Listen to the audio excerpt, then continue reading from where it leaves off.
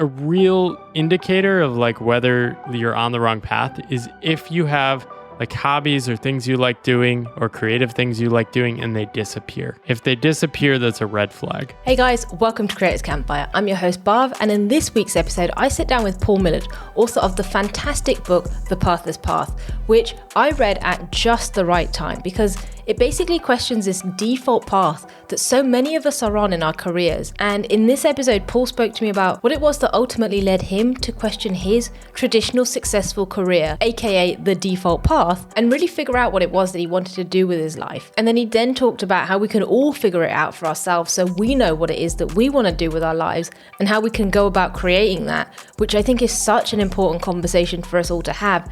And it all starts with questioning the default. Enjoy. First off, Paul, thank you so much for joining me. I'm very, very excited for this conversation because I read your book and I think I messaged you as soon as I'd finished it, but I was just like, damn, this is just what I needed right now, but such a good book. So honestly, thank you so much for having this conversation with me. I'm very excited. Definitely excited to be here. I love people that take action and start stuff like this too. So excited to hear about your journey. Yeah. Yes. I was speaking to Justin Moore, I think it was last week, and obviously I was doing the usual spiel, and then halfway through it, it turned into like this therapy coaching session one-on-one. I was like, Justin, I'm so sorry. I've just turned this on me. He's like, that's cool. That's what these are for. I was like, so heads up, that might happen here. But I kind of want to take it back before we get into the book and all your learnings and experiences. Because I guess it's important to figure out where you've come from and kind of what your upbringing was. And one thing I found really interesting is that you had this obviously massive desire to kind of, actually, I'm not going to put words in your mouth. What I got was that you had this desire to kind of the academic streak and go into the world and get this, amazing job and do really well. And what I would consider like the corporate path. But what I found interesting was that wasn't really what your parents or even your family would necessarily had done. Or even set the expectations for you to do. So where did that come from for you? I think, it's an interesting thing. It was more clear to me in my reflections as I wrote the book. My parents didn't go to college. I read about this in my book, and they didn't have lots of options. Their story they gave me was kind of do good in school and everything will be taken care of. It's generally helpful advice. I was also good at school and they were pretty hands-off. Once they realized, oh, Paul's pretty self-directed and self-motivated, they just let me do whatever. And so I didn't have much of an idea of what I would do in the world until college. Then I got accepted because of a high entrance test score, SATs.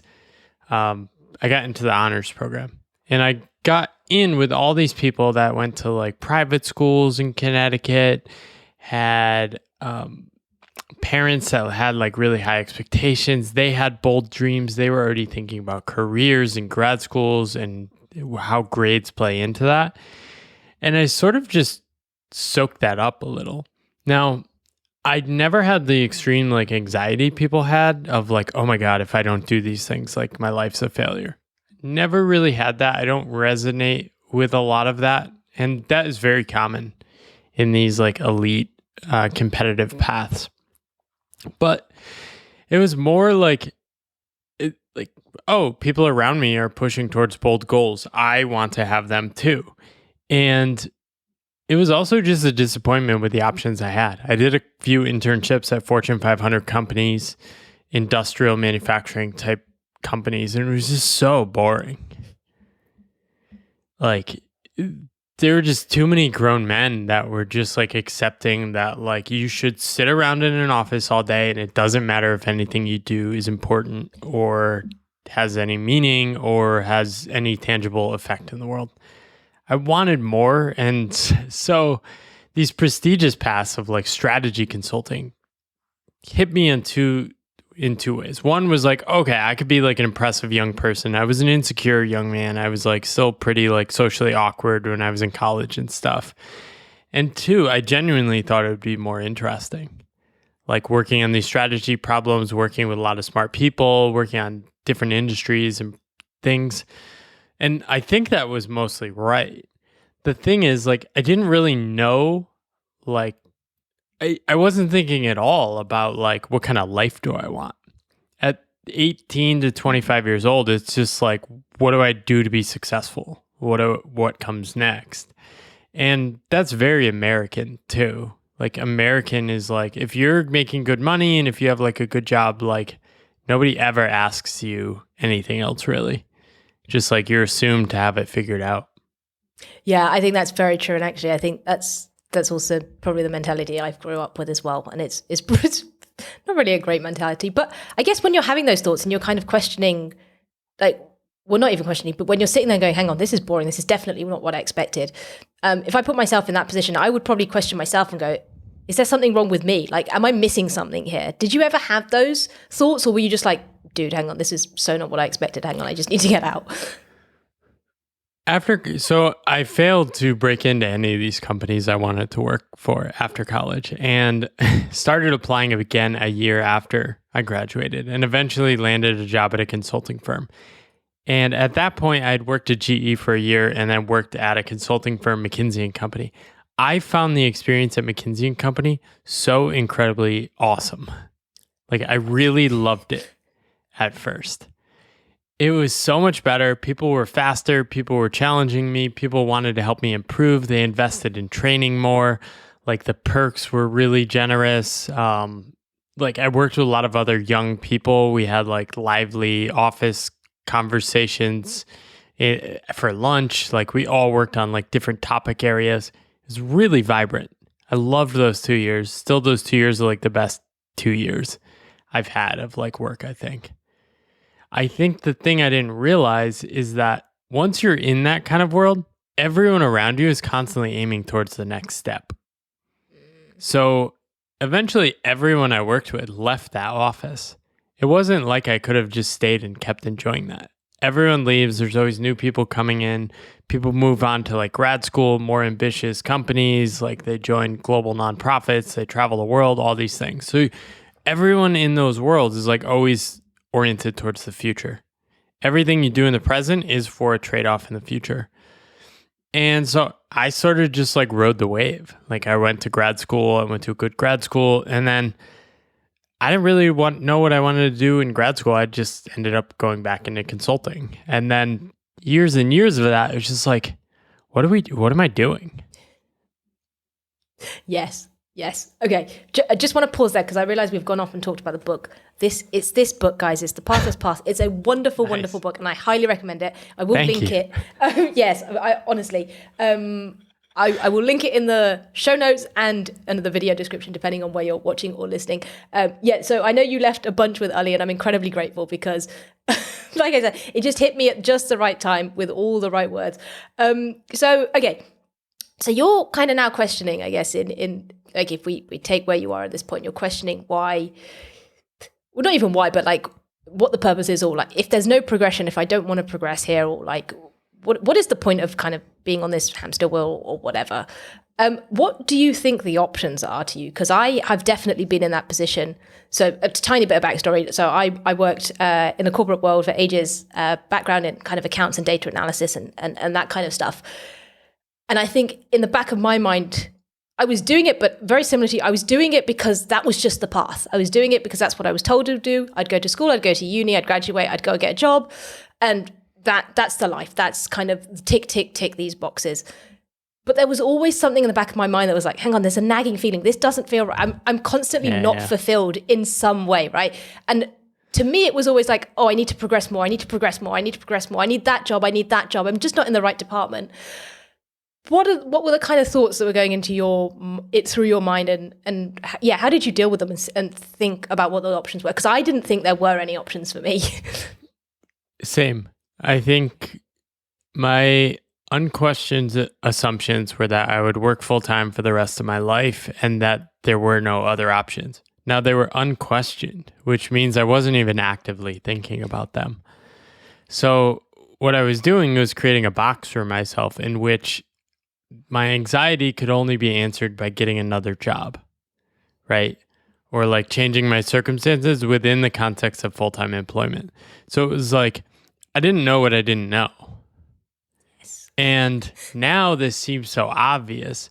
I was surrounded by only people that had worked full time. Everyone in my family growing up had built their lives around full time employment, stayed employed their entire lives. If people lost their jobs, they freaked out and found any job possible as fast as possible. It was like the worst thing in the world. Nobody really talked about it. And we just kind of pretend like as long as you can stay employed in your whole life, like everything is fine.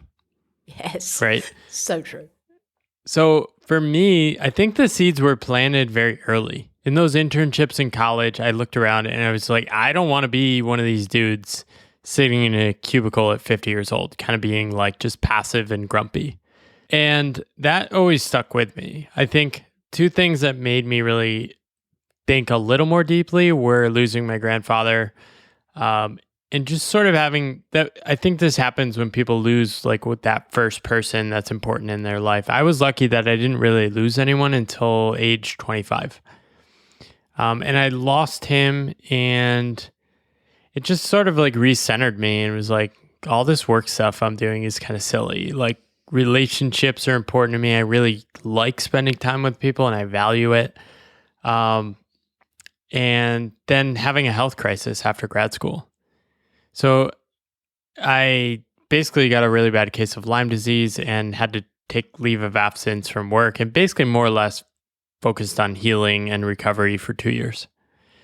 And in that time, I sort of had to disconnect from me as a successful person.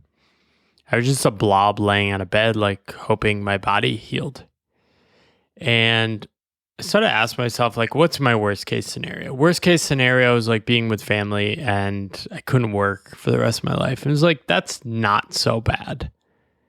I have family that would accept me and like care for me and take care of me. It's like, okay, this isn't that bad. The problem was at that point, I didn't have any other path or like options for my life. So I just went back into work. And I had this creative energy that started like showing up in my life. And it just kept showing up. Like I would write, I would do side experiments. I would like start these career coaching things. I would write about my experiments online. I would like volunteer more. I would like start attending like social events or all these like small things. They seem so obvious now that there was this new kind of energy that was demanding to be heard in my life.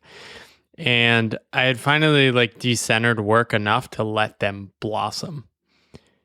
And that really led to me leaving my job, but took probably 3 or 4 years.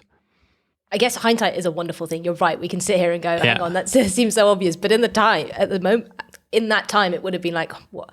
So, like, okay. So what kind of year are we talking? Because I imagine this is a very different landscape to what it's like now, where it would be 2014 to 2017 was when a lot of like my explorations, mini experiments, and the experiments were super slow. I think one thing people need to realize, today's creator economy, like you work with somebody like Ali, he produces crazy amounts of stuff. He's launching all sorts of things fast. Like there's all these how-to guides of like how to crush it online now. And it's like, it's very clear like what to do. When I was doing this, there were no roadmaps. And I think that was a good thing for me because it was very hard for me to publish stuff. I might publish something once every like 3 to 6 months. But it felt good, and I wasn't comparing myself to anyone. There were people like Seth Godin doing some stuff online, but there really wasn't this whole ecosystem like there is now. So it let me like find my really slow pace, build confidence very slowly. Even though I had impressive work experience, I was terrified to share my ideas online. What will people say? I was so scared. So I just wrote want on. to stop here because I think people don't realize that this affects so many people, and it doesn't really matter what stage you are. So what was going through? You're right. You had all this experience, and you absolutely knew what you were talking about. So what was going through your head? I was at Boston Consulting Group in 2014, 2015, and I helped write this like report that was like supported by the CEO and all these influential partners. I wrote like the majority of the report. I like designed the diagrams. It's a great report. It's a transformation report. However, if you go there now, like my name is not even on it.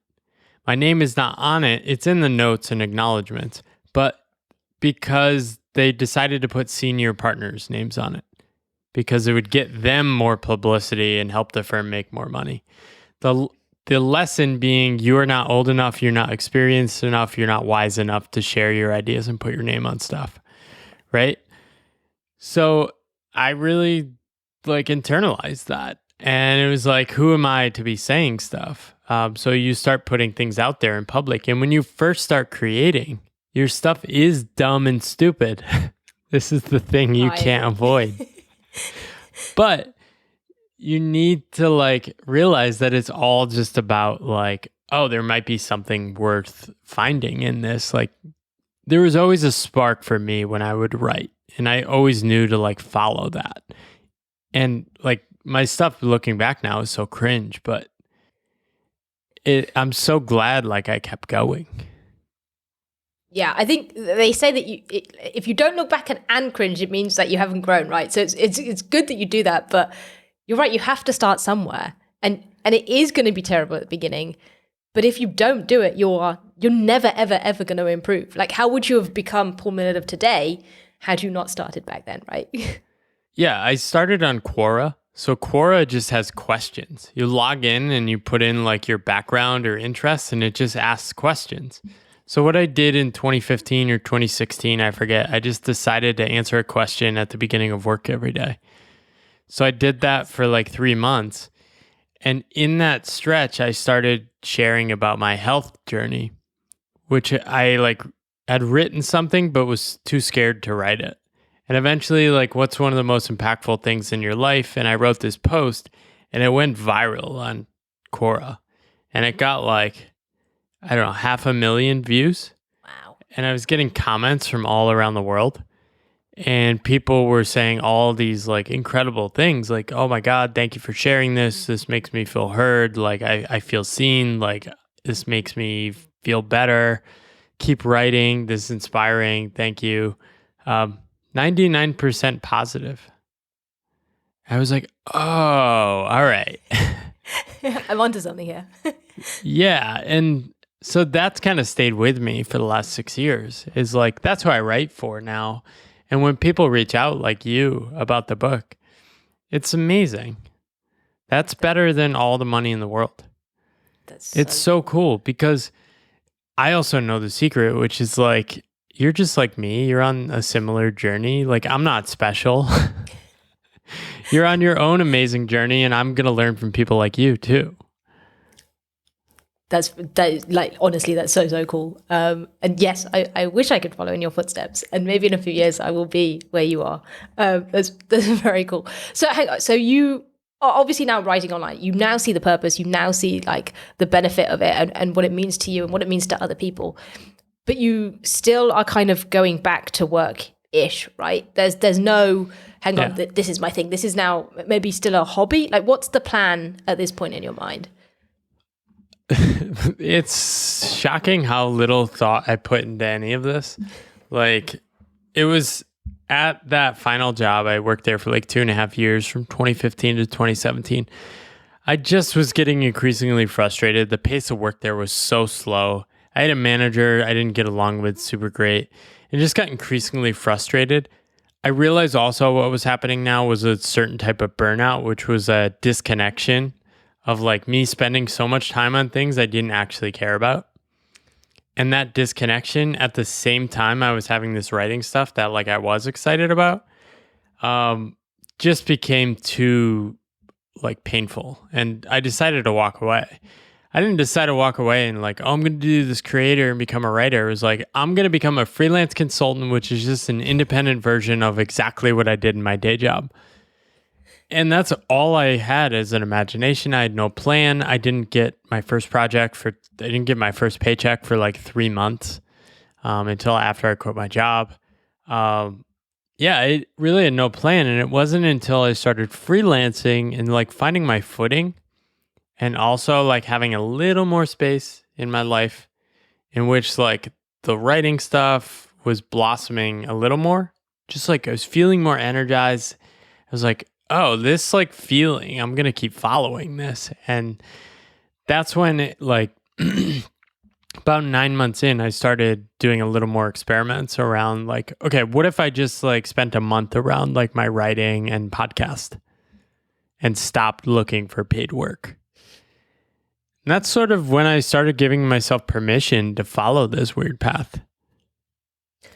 What does that do mindset wise to you? Because I know one of the other things you talk about is this whole identity we have with being a worker, right? It's like, who are you? Oh, I'm a project manager. I'm an accountant. I'm a analyst or something.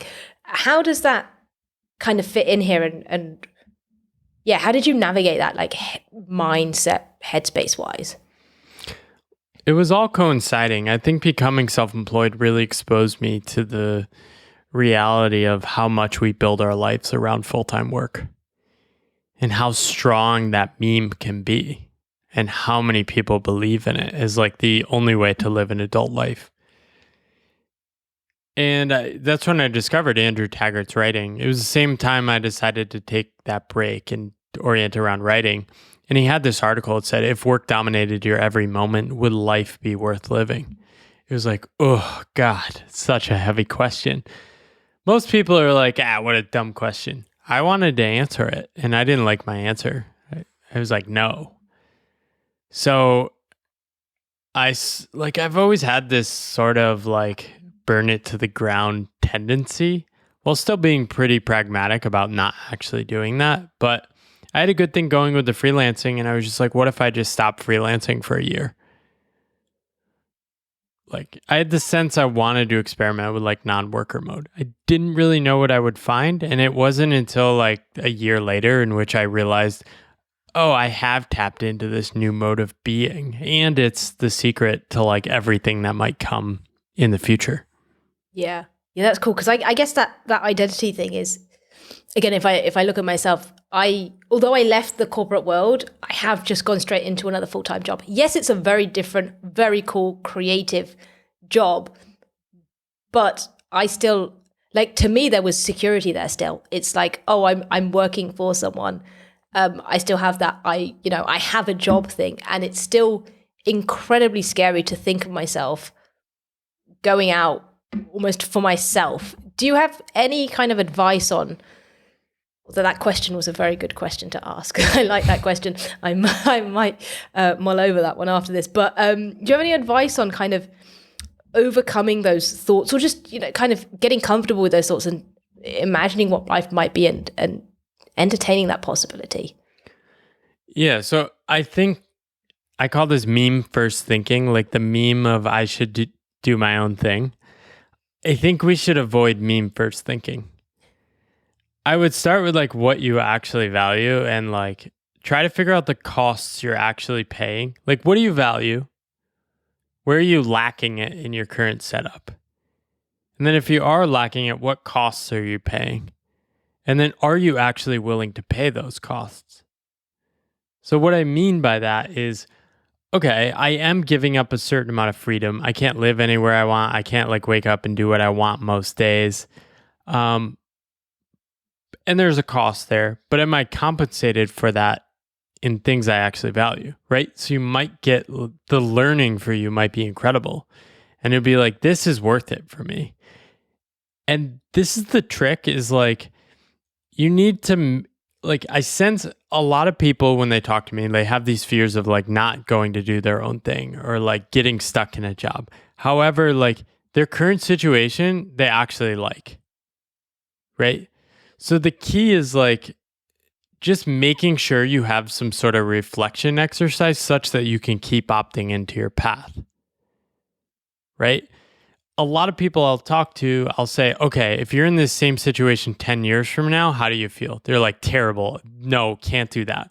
But I'm like, if you're there 3 months from now, they're like, oh, not bad. I'm still learning, probably pretty good, right? So it's really just paying attention to like when the things you actually value and you're getting compensated for the costs you're paying actually start disappearing. I really like that. You're right. There's time periods, right? Yes, 3 months from now, this is totally cool. A year from now, this might be totally cool, but hang on, what do I want in 3, 5 years, 10 years time? And I've always struggled when it's just like, what do you want in 5 years or 10 years time? But I like the almost reverse engineering. If you're still doing what you're doing in that time, how would you feel? I think that's probably an easier question for me to think about. I like that. Yeah, and I think, it's such a strong meme of like, do your own thing. right? And often what people really want is like a break from working most days, right? So there's probably an easier way for you to like sample or experiment and like take 2 months off and then come back rather than going all in. I think I'm just the kind of person that likes to rip the Band-Aid and jump into the deep end. And that's not for everyone. I get way less stressed about uncertainty than most other people. So if you have the very strong need for some sort of certainty, like you shouldn't follow my path. That's a very good point. Because even when you said take 2 months off, I was like, what? No. So yeah, I'm totally the opposite end of the spectrum. Okay, I just want to. This is not the direction I'd quite had planned, but I'll come back to the other stuff because I think this is really interesting. There's one. I'm going to stay on the selfish me for a second. There's this thing that always nags me, right? Of this unfulfilled potential, and it's that conversation you have with yourself of like, do I want to work for someone else, or do I want to go and do my own thing? Am I just scared of doing my own thing? And that's why I'm putting up. Am I just comfortable in my current job? I still know that there's something I can do. How would someone like I say someone, this is clearly me, but how would someone navigate that kind of thought process or conversation? Honestly, I'd unpair the labels you're giving it and the actions. You're already doing your own thing. We're literally doing it right now. You have your own t-shirt. You have a sick setup. You have your own mic. You're doing it and you're making it work in addition to the other stuff. Like, which means you still have the energy to do it. So like, if I reflect back, I started doing my own thing in 2014. I didn't quit my job until 2017. But I only quit my job because I had done enough small little things that gave me a minor level of confidence that like quitting my job was such a minor event for me. It sort of just emerged and it seemed obvious. Right? So don't force these things. You're already doing your own thing. That's but you're farther ahead on the creative stuff than I was 2 years into my solo journey. That's actually great. Yeah, I've never thought of it like that. That is actually does mind blow me a little bit. That's actually shout out. I'm trying to keep your employees, Ali, if he watches this. Yeah, talent he's trying retention here. He's paid you, hasn't he? Yeah. Sorry, I'm taking a second because actually that's just such a good way of looking at things. I think I'm naturally a pessimistic person, and just that reframing there. Hang on, you're so right. Like, I have a cool job. I get to work with, YouTubers and Ali and all this stuff and have all this flexibility that I didn't have before. And I get to do the podcast and a YouTube channel on the side. Everything else will come in time, whatever it is, and I'll figure it out along the way. That's cool. Thank you for my mini therapy session. People get into these. I think there's a real trap of like having indefinite things in your head that you might want to do, that you're sort of making a decision to not make a decision, right? And sometimes it just helps to choose. I think like people will be like, I kind of want a home. Me and my wife have sort of decided, okay, we're going to actively decide for the next few years, we're not even thinking about that. We're going to take that option off the table, right? So in the sense of like having this idea in your head, you're spending time thinking about, should I quit my job? Should I quit my job? Should I quit my job? It might be better to choose that like, okay, for the next year, that's not even something I'm going to think about, right? And then you're committing. By saying no to something, you're committing to something else. I like that. I like that a lot. Okay, Ali, I'm not going anywhere. Okay, no, that's very good. You're right. There's just, no, thank you. That was very, very helpful. Well, the environment has changed. I think the meme of doing your own thing has really taken off. And it's gotten into people's head that like this is something they should do. Yes. I didn't have this when I left. Everyone thought I was stupid. That's a fair point. So You're it's right, like it's more reversed. yeah. At least with like people in our age cohort, it's become more of a thing. But like I talk to different kinds of people, and like I talk to people like me, and they're so sure. They're not asking for advice. They're just like, I'm leaving in April. It has to happen. There's no time, but like now, I can't do another day. We're burning the boats. Like we're never going back. And like, give me tips on how to approach this. That's a different kind of person. Yes, that is very, very true. Okay, sorry. Enough about me. I want to circle back to you. So I kind of want to talk more about what your life kind of looks like now, and then maybe then backtrack to the book, because I absolutely want to come back to the book journey. But like, what does a typical day in Paul Miller's life look like? What kind of, I guess you're living the life that you want to live. What does that look like and mean to you? Yeah, so I structure my life around 6-week work blocks now and take every 7th week off for reflection and non-doing time. Nice. So I've been focusing these 6 weeks on like, okay, I'll pick like 2 to 5 priorities, and that's what I focus on. Right now, I'm building like some cohort based courses for corporations. So I'm getting stuff ready for that, and I'm kind of like making some investments. I love that stuff. I love learning new things and like challenging myself and trying to get better. So it's a bit of that. That's probably like 5 or 6 hours a week. I just relaunched my podcast, so that's probably like 3 or 4 hours a week. And then just random stuff. I basically just have an ongoing list of like things I'd be excited and energized to do, and then I just try and knock them out. The consulting and strategy like stuff is what pays the bills mostly.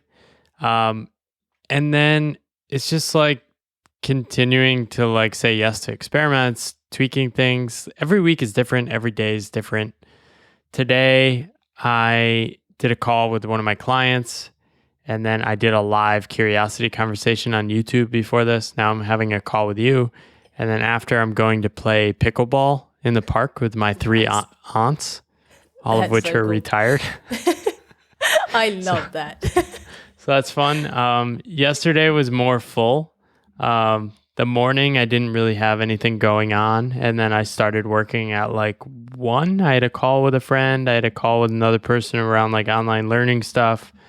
I had a coaching call with somebody helping me with email marketing, and then somebody helping me with the design stuff. But all like super chill and super friendly. It was great. It's like random days. Some days I have like nothing going on and I do like 1 or 2 hours of work maybe. But yeah, I don't know if that answers the question. No, it absolutely does. It raises lots more, which is fun. How do you like? Okay, so again, one of the things that I worry about. Again, I'm nowhere close to going full-time content creation or anything like that on my own. But one of the things I worry about is losing that structure and that routine. And it sounds like you don't necessarily, and I don't mean this in a mean way, but you don't necessarily have that, hey, I'm going to work, Ryan Holiday style, 4 hours in the morning and then the rest of the days. It's like, I will see how my days come up, how my weeks like fall. How do you still maintain that kind of balance and some kind of semblance of structure, knowing that you're going to get things done where, you don't have those, I don't know, working blocks or whatever? From the beginning of my journey, I was always relentless about avoiding things that would drain my energy or I wasn't excited to do. So I really designed like almost everything I start around being able to quit it pretty quickly. So I do not enjoy starting out something fresh with like, how do I maximize success? I really design almost everything I start with like, how could I quit and cut the cord as quick as possible? I don't want to create complexity and things I don't enjoy doing in my life. So I really was relentless about that. And I was able to be relentless because I knew I didn't want to recreate my past 10 years on my career path. So I think a couple things are tailwinds for me. Like, I just love ideas. I could read about stuff and write stuff and post on Twitter and create videos all day. It turns out that that is like a way to make money and make a living in the world. I've created 4 courses. I've only really actively tried to sell one of them. But like, they're so much fun to create. Yeah. Do you ever have that like, oh, this isn't work. I should be doing like work. No, I don't. Okay. I don't have that. I love that. I tried to like escape that, and like, I always thought that was nonsense. Like, I didn't grow up with that. I don't know. Maybe I grew up around that vibe, but like, I was always just like default skeptical of like thinking we need to work. I don't think like, see, people simplify it. They take it as like, we all need to work. And what that really means is like, we need to contribute and be part of society. 100% yes. But what they do is then twist it to, you need to work, which also means you need to work a full-time job. You need to work a full-time job for all your adult life, most weekdays of the year and most weeks of the year. I don't buy that. I think most people should find some way to contribute. And I think it matters. Our modern society does make it hard for hundreds of millions of people to actually contribute because they need to access certain types of paid employment. But yeah, I think it's important. But I never have the idea, like, I do enough stuff. Like, I don't know. I don't think I need to like max my potential or work effort or anything like that. Yeah.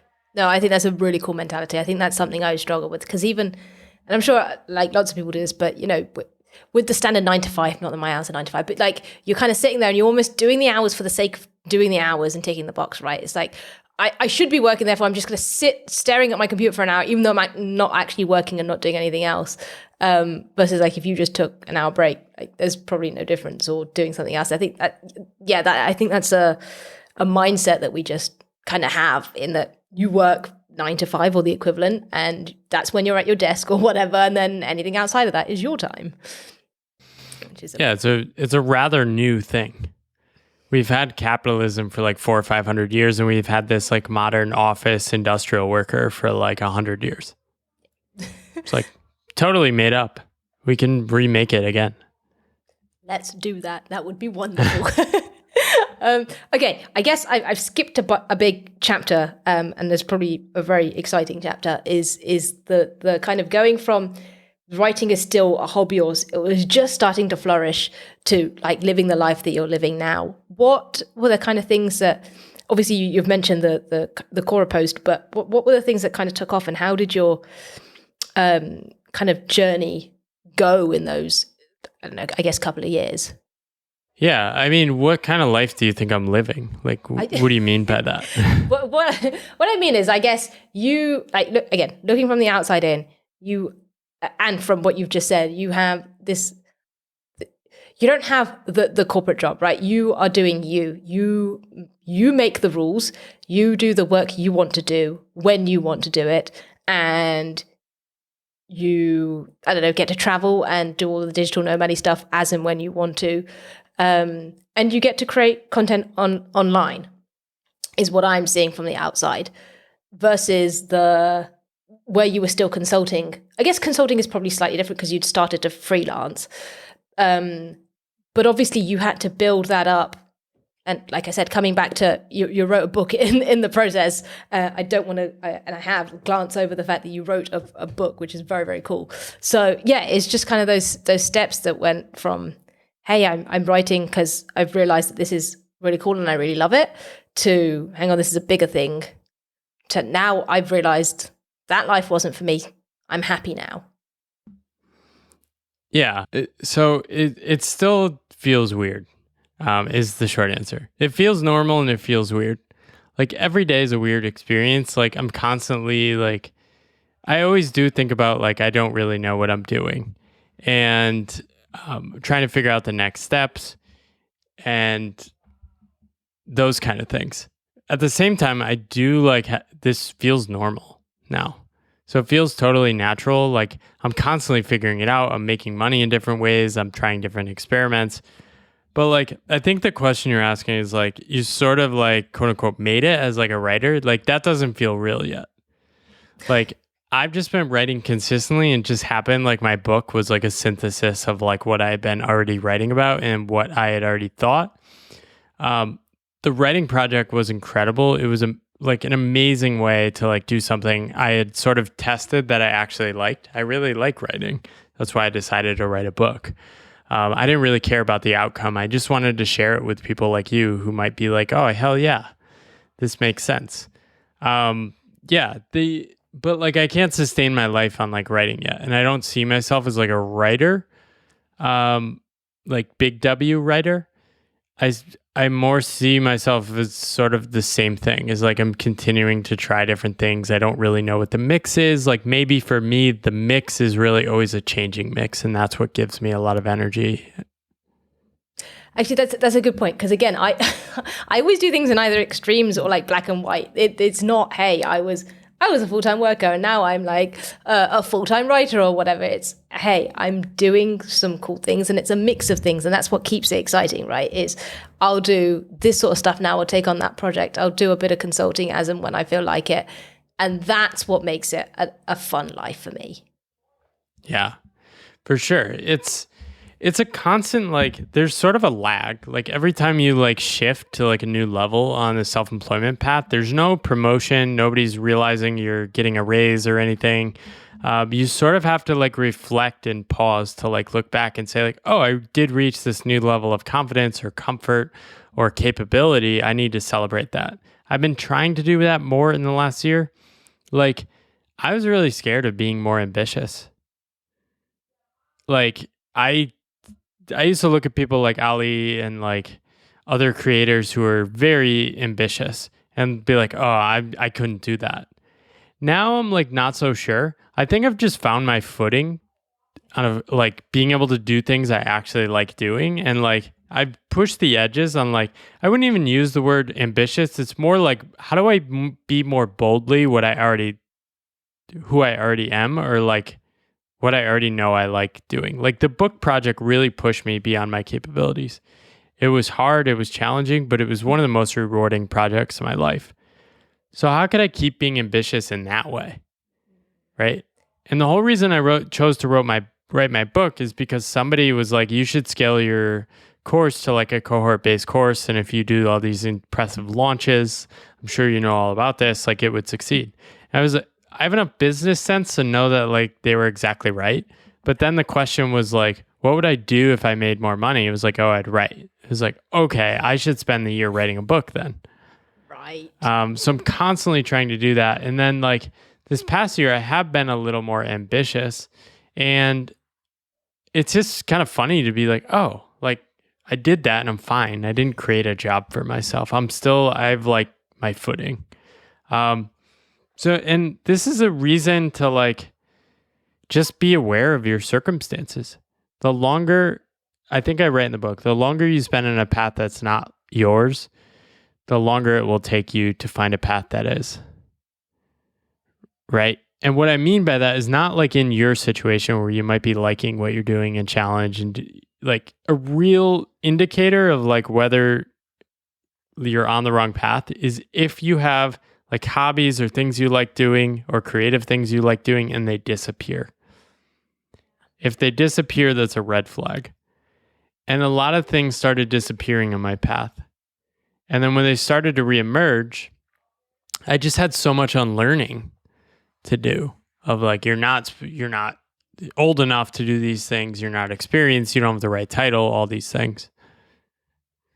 Yes. Actually, that definitely resonates, because like I said, I'd almost grown up being told what my path in life was, and it wasn't questioned. It was just, this is what you will do. And it took me until, I don't know, 25, 26, 27 to even start to question those, to even start to question if it was a question almost, and to go, hang on, what is going, because like you said at the beginning, it's like, you don't know what you don't know, right? You don't know that you can question these things. You don't know that there's an alternative. A lot of people do this too. They'll say like, I know I have a good job, or I know I have good pay, and I shouldn't complain. It's like, why are you gaslighting yourself? It's like, nobody's like, don't gaslight yourself. Not good. Like, pay attention to what you're feeling. There's stuff there, right? The obvious explanation might not come up right away. You might need to it might take you a while to like figure out what's really beneath that. But don't gaslight yourself. If you don't like a situation, it's probably telling you something. It might not be telling you to quit, but it might be telling you that like something's missing. Yeah. No, it's so true. Because I just 100%. I think you're absolutely. I'm rambling now, but yes, what I'm saying is I completely agree. So, kind of going back to the earlier point the previous point you were making of knowing. Sorry, in regards to you and kind of what you're doing now, and where you were saying, hang on, if I had more money, I would just write. So why don't I write now? I guess it's about knowing when enough is enough, right? It's about, and it kind of reminded me of I think this is a proper story, the Mexican fisherman story that always pops into my head of like, why would I go and earn a crap ton of money just to come back here and do this thing? And it's like, know when your enough is enough. If you're just making money, like if I was just making money to do a podcast, I'd be like, why don't you do a podcast while you're, doing X, Y, and Z, right? Yeah, I think like I saw a remix on this story recently, and it was asking the question of like, why are we even fishing? Okay. Is there a bet, right? So like you can go deeper, right? You can keep asking the deeper questions. Right. But yeah, I think it does come down to like, what is enough? And that's a very like Western mindset versus like a more traditionalist mindset of work of like, I'll just get what I need to meet my needs. Right. And these questions are very hard to figure out, but it's worth asking, like, what is enough? Like I wrote out a definition, and it's something I go back to and read. And I've found that really helpful. But it's so hard in today's world. The default of today's world is more and bigger. Yes. So if you don't like that, you have to like be very vigilant about your own definition. Yes. That's a very, very good point. And I think that's a wonderful point to end on. Guys, if you're watching or listening wherever, I highly recommend this book for anyone. So many shout outs to the book. I appreciate it. I honestly love it. It just really hit home. There's a bunch of highlights in there. So yes, Paul, thank you so much for taking the time out and coming to talk to me. This has been wonderful, and for giving me a mini therapy session twice. Amazing. This is what I love doing. I love these kind of convos. I appreciate you daring to put your creative energy out into the world. I think it's one of the most important things in life. So thank you too. Thank you very much. Hey guys, I really hope you enjoyed that episode. If you did, I'd love if you left me a comment below if you're watching on YouTube, or left me a review over on Apple Podcasts. Otherwise, I'll see you in the next one. Bye guys.